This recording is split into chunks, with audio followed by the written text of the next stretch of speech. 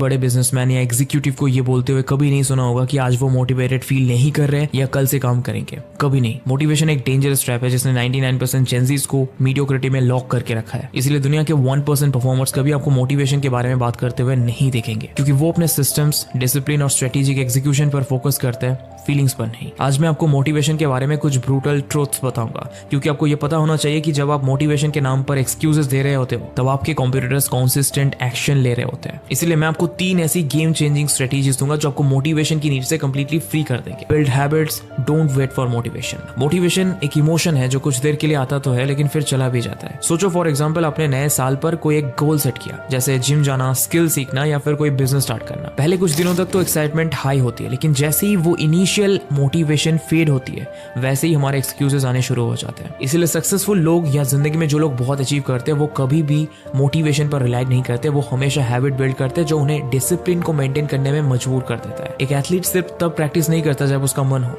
या एक सीईओ सिर्फ तब डिसीजंस नहीं लेता जब उसका अच्छा मूड हो। ये लोग अपने लाइफ को हैबिट्स और रूटीन से ऑटोमेट कर देते हैं। जब आप अपने दिमाग को ट्रेन कर लोगे कि करना है चाहे मोटिवेशन हो या ना हो, तब आप जीतने लगते हो। मोटिवेशन को एक बोनस समझो, लेकिन अपने ग्रोथ को उस पर डिपेंडेंट होने मत दो। Number 2, the 5 minute rule. Motivation तभी फेल हो जाती है जब आपको कोई काम बड़ा लगने लगता है और फिर आपका दिमाग उस काम को अवॉइड करने लगे। इसी वजह से प्रोक्रास्टिनेशन सबका दुश्मन है, लेकिन इसका बेस्ट हैक है द 5 मिनट रूल। मतलब जब भी कभी कोई काम करने का मन ना करे, अपने दिमाग को बस ये कहना है कि मैं बस 5 मिनट के लिए ये काम करूंगा, बस। साइंस कहता है कि जब भी आप कोई काम स्टार्ट कर देते हो, आपका दिमाग ऑटोमेटिकली उस काम को कंप्लीट करने की टेंडेंसी डेवलप करने लगता है। इनफैक्ट यही सेम कॉन्सेप्ट आपको नेटफ्लिक्स के एक एपिसोड से बिंज वॉचिंग तक लेके जाता है। रील में भी सेम होता है, यूट्यूब में भी सेम होता है। तो अगली बार जब आपको लगे कि आपका मोटिवेशन लो है तो बस 5 मिनट का कमिटमेंट लो, क्योंकि रियल स्ट्रगल जो होती है वो शुरू करने की होती है, उसके बाद मोमेंटम ऑटोमेटिकली बिल्ड होने लगता है। Number 3, identity shift. लोग अक्सर मोटिवेशन के भरोसे अपनी आइडेंटिटी चेंज करने की कोशिश करते हैं, जबकि प्रोसेस पूरा उल्टा होना चाहिए। आइडेंटिटी पहले शिफ्ट होगी तभी मोटिवेशन फॉलो करता है। जैसे अगर एक बंदा सिर्फ ये सोच ले कि मुझे हेल्दी बनना है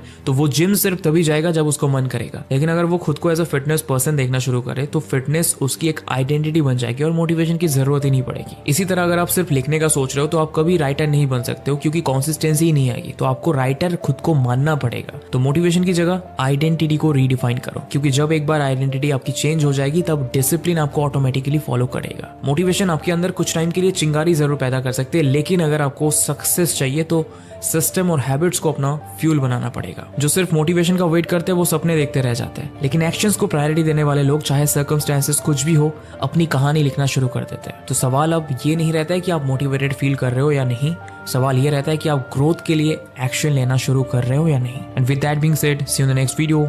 टिल देन।